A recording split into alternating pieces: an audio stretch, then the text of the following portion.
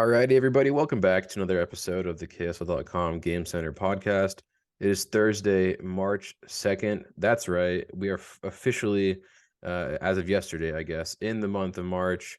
And you know what that means in the sports world. March Madness, college basketball is at the center of everything, of the universe this month.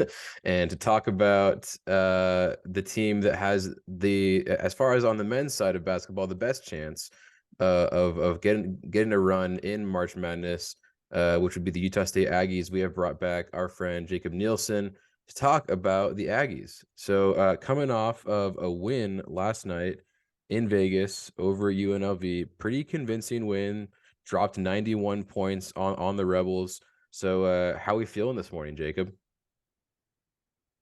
It looks like the Aggies might be playing their best basketball when it matters the most, and I think they showed that last night. In the Thomas and Mack Center, it's a place that it's UNLV has talent. They're well coached. It's a tough place to play, and the Aggies have lost there a lot before, and they left no doubt. Certainly, there's something going on with UNLV's program because this is a team that started 9-0, and in the Spectrum, they gave the Aggies a run for their money, and now they're giving up 30-point leads. One of the UNLV players in the postgame publicly apologized to the fan base for their performance. Oh But wow. I think if you're beating a team so badly that their players are apologizing, I think that's a pretty good sign of how you're playing. So with the win, they won by a substantial margin. It's a quad two win. It's a win over a top 100 team in most computer rankings, and they jumped substantially from 30th in the net to 22nd in the net, and they jumped to 24th in KenPom. So we're talking about a team that's on the bubble and in most projections is considered out of the field, yet they're a top 25 team in the country in the computer rankings, which isn't everything, but I think that says something about this team and where they're at right now. It definitely does, and I think this is always an interesting time of the year, because you kind of get, as you kind of hinted at there, a bit of this clash between the numbers and the opinions, right? And I was just thinking to myself, and over during this week, I've been thinking about it a lot as we see, a team like the University of Utah women's basketball team get ranked third in the nation in the AP poll. I had a chance to kind of go back and look at, who are some of the basketball teams in the state of Utah who have been ranked really high in that poll. And there isn't a men's team currently ranked in that poll, but if there were to be one, I think it would be the Aggies. And are you at all surprised that at no point during this season the Aggies have been ranked? If they had a chance to be ranked, I thought it would have been in the non-conference play when they started 10-0. Yeah. They were 10th in the net, and that's when I thought they at least should be in heavy consideration, and they've never even been like gotten a ton of votes or anything. So that's kind of been interesting. Um, it's really interesting to look at, covering college basketball this year and this team. There's almost a disconnect between the way that the AP voters vote for things and the way that the computer sees things, and even the way that the um, the bracketologist sees Right, it. right. And I mean, it's almost like the AP top 25 doesn't even really matter. I mean, it carries weight in terms of you get your name on the bottom line of ESPN, right? Right, right. But and beyond that, I mean, Utah State, a throwback. And I don't want to get the year wrong, but I believe it was 2009. They finished the regular season ranked, and they lost in the WAC tournament, and because of that, they did not get an at-large bid. So even though the final AP ranking before the tournament they were ranked, they didn't even get into the tournament. And so that's something kind of wild in the sport. That I mean, in theory, if you're a top 25 team in the country, then you should be at worst a 5 or a 6 seed in the NCAA tournament. But that's not Right, right. necessarily how it works out. No, definitely. And I think it's important that you pointed out that, as far as the computer and the numbers go, this Utah State team is a top 25 team in the country, right? And supposedly, with how the NCAA tournament selection process has changed and kind of developed over the last few years, they're supposed to be taking net into large account when it comes to the selection process. So hearing that they are 22nd in the net. That's fantastic, right? Top 25 in KenPom. These are all great signs going forward for the Aggies tournament hopes, which we've talked about here on this podcast with you as well. How bracketologists, there seemed to be a little bit of a disconnect, whether it be the ESPN bias or whatever was going on, sometimes listed as, first four out on the bubble. Certainly, considered one of those bubble teams, right? Which makes kind of our next topic of discussion that much more important, which is the regular season finale coming up on Saturday against Boise State, who is they're in second place in the Mountain West Conference, just above USU. And the Aggies, have a real chance on Saturday to knock them off and really kind of officially cement themselves as, one of these teams to beat coming out of a pretty stacked Mountain West Conference. Yeah, it's a massive game on Saturday, and part of it has to do with the computer numbers and all that. I There's a little bit of a fallacy when it comes to the net, because kind of the talk about Utah State is they're 0-4 in quad one. They don't have any quad one wins, but the rankings that said quad wins are predicated upon have them as the 22nd team in the country. And so it's interesting to see how much people hold weight to the quad wins, yet don't seem to value the net rankings, even Mm, though that's kind of the output. But because of that, and you could look at that from that's a double edged sword. The alternative way you can look at it and say maybe the net is flawed because they don't have any quad one wins, yet somehow they're 22nd in the net. And so I think um, is the glass half full, is it half empty? But regardless, quad one wins do matter to the committee. And Boise State right now will be a quad one win at home if they can get it done. And so that's the first thing, is opportunity to get that quad one win. And I think if they win that, then they enter the Mountain West tournament on the right side of the bubble, still with work to do. But I think more importantly for this Utah State team, and because it's real basketball. This is real life. It's not all about the numbers and the exactly. Yeah. and I think the bigger deal here is they don't like Boise State. These Mm. teams don't like each other, and Boise State pants the Aggies straight up in January. They embarrassed them in Boise so badly that the son of Leon Rice, the head coach of Boise State, Max Rice, he joked in the post game that, oh, we knocked him down so bad, like that's not even a quad one win anymore. Um, and so I mean, this is a game that the Aggies definitely have circled on their calendar. Ryan Odom, after the New Mexico win a month ago, got on the mic in the Spectrum, and he said, "Students, I know it's going to be spring break for the Boise State game, but we need you to stick around." So that this was a month ago. The head coach was already thinking about this game and how they needed the home crowd. And so I it's gonna be a sellout, to be seen on what the student section looks like, because the last day of class is Friday, and then Utah State does have spring break that Monday through Friday the next week. And so it is spring break weekend. How many students will be in town? I know that the program has allowed a handful of tickets that normally go to the students. They've sold them to the community. So that I think that'll help. They're not relying on a full student section to fill the arena. But I mean, it should be a wild atmosphere, and it's a game that the Aggies are excited about. Yeah, that's a super interesting point, with that spring break factor. And that's cool. I hadn't realized that you don't see that very often, that a school kind of decides to give up some of those student section tickets. I know how much they do depend on. I mean, it's a very large and vibrant student section up there in the Spectrum. So to kind of allow other people to come in and fill those spaces where they might not have been filled, right, because of spring break.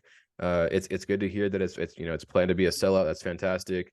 But yeah, no, that story about Coach Odom is super interesting. A month in advance, asking students to stick around Yeah. for a game. Obviously, yeah. I mean, it's just it's kind of like, you couldn't even write this up if you tried, right? With it being the regular season finale, it's at home against a team that they have history with so much on the line as far as what the rest of this season could entail. And obviously, as you mentioned, you still have the Mountain West tournament to get through. And it's got to be, I was thinking about that. It's got to be a little bit frustrating for this Utah State team. It's obviously a long season, and I get that, but the fact that they have to kind of continue to prove themselves time after time after time after time, and it's never really going to end, right? Like this entire season is just going to have to be them proving themselves once again every game. Like they're the type of they're not a Power Five team, right? They're not ranked, and so they're considered an underdog. So every time they're coming into a game, whether it be even at home against Boise State or in the Mountain West tournament or in the NCAA tournament, they're gonna have to prove themselves again. When I was covering Utah State basketball for the student paper, when Craig Smith was, now obviously the Utah head coach, Craig Smith was up here at Utah State. When people would ask him about the bubble and stuff, he's a little bit cooler than other coaches. Like some a lot of them take exception to it. He was willing to talk about things, but he would always complain. He said, "Look, we are a mid major. We're not a Power Five, and so our opportunities are less, and the benefit of the doubt is less." And so he was like, it's just inherently more difficult. And so it's kind of the nature of the beast as a mid major. It's not just Utah State that Yeah. is still trying to prove themselves. Nevada has had an incredible season and they're still on the bubble.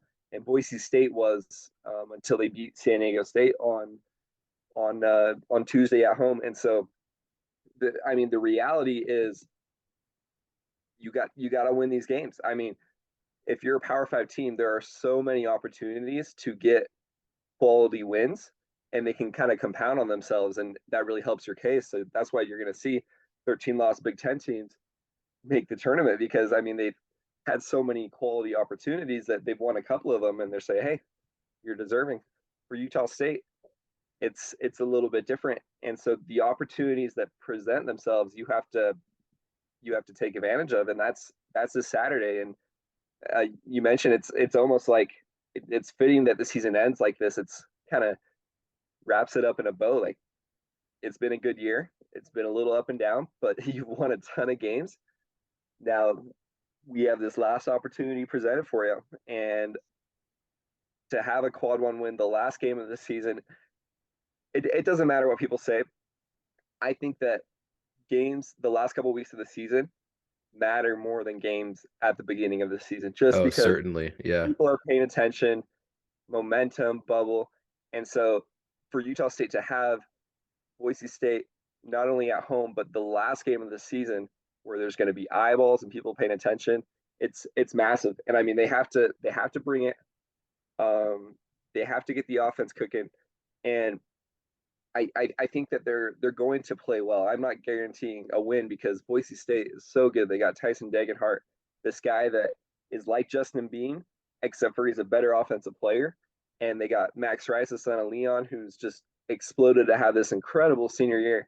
Um, but Utah State's playing their best defense that they have all season. The past 4 games, they've been able to hold teams under 70 points, which is something that they were not doing for a lot of conference play.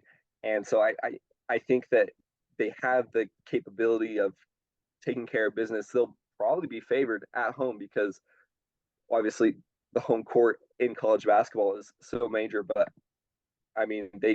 this is one that, regardless of fairness or numbers or anything, I think that the reality is if they want to be in the tournament as an at large, they have to win this game. Yeah, no, definitely.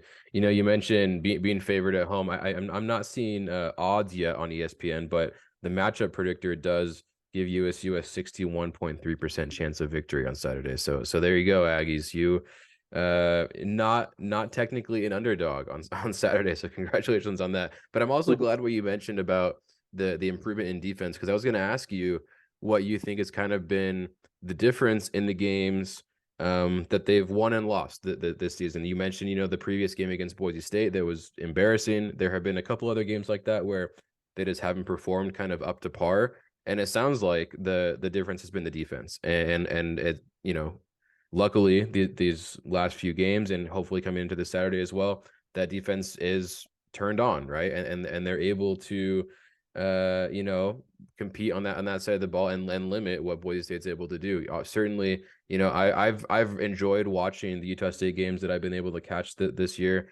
Just a fun team to root for. You got a guy like Stephen Ashworth that's just, lights out shooter, competitive guy, great leader. And then you've got the pieces around him that, just makes sense basketball wise. You've got the size, you've got the length, you've got the shooting and defensive ability, and guys like Bairstow and Funk and Shulga as well. So yeah, I feel like Utah State just has the elements of modern basketball, the switchability and everything that you need there.